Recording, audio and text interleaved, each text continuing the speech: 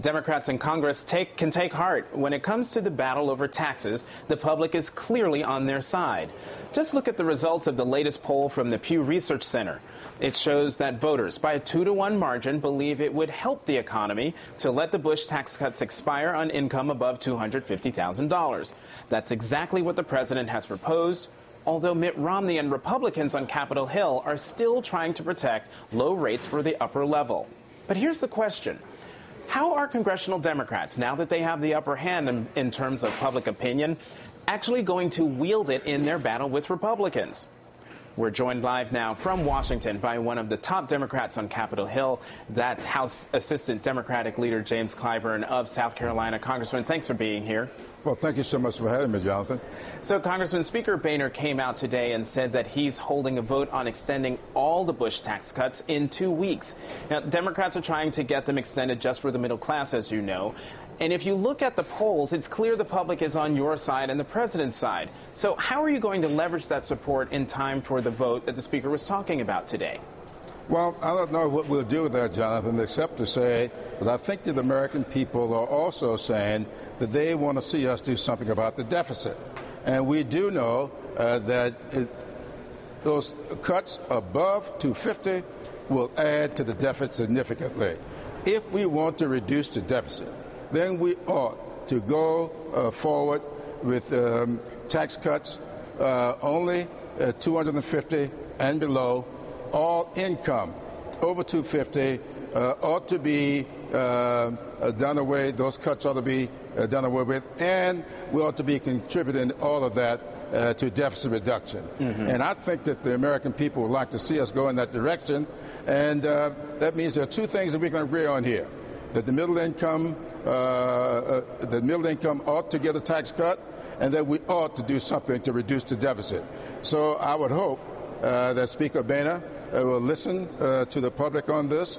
We'll take a look at the surveys that you're looking at to see exactly where the public is and respond accordingly. Mm-hmm. Congressman, Speaker Boehner seemed to be engaging in some revisionist history today on the sequester. That's the name you folks in Washington have given to all those spending cuts that came out of last year's deal on the debt ceiling. Let's take a listen to what he said. The sequester is happening because the president didn't lead. He wanted an increase in the debt ceiling so that he wouldn't have to deal with it twice before his election. But the president hasn't lifted a finger to work with the Congress on jobs or to resolve these big issues.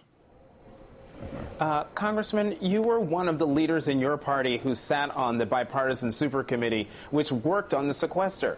These were cuts that Republicans also agreed to. Now they're saying all the cuts to defense and other programs are the president's fault. Are they being fair to him, and are they being honest with the voters when they say that? They're not being honest at all, Jonathan. You may recall, prior to the supercommittee, two big things took place. There was the so-called Biden group. I was a member of that group. Mm-hmm. We had about 10 meetings. Just before the last meeting, Eric Cantor, the majority leader, walked away from the talks. He was followed a few minutes later by Senator John Cowell, and only Democrats were left to try to negotiate.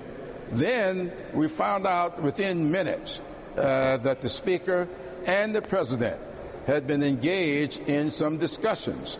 We kicked it up to them, and the President thought, and I think the public remembers this, the President thought that they were on the verge of doing the so-called grand bargain, a big $4.5 trillion deficit reduction plan, and the Speaker came back to his conference, and for some strange reason, a few hours later, we found out that everything was off the table and the Speaker couldn't move forward. Mm-hmm. Now, that's exactly what happened during all of this, and I don't know why Speaker Boehner's memory is so faulty on this issue.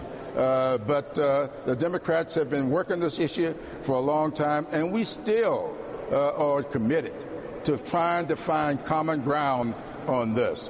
When we went into the super committee, I made it very clear in a little op-ed piece that was published by the Washington Post on the morning of our first meeting, mm-hmm. that if the distance between me and any opponent on issues in that committee were 5 steps. I didn't mind taking 3 of them.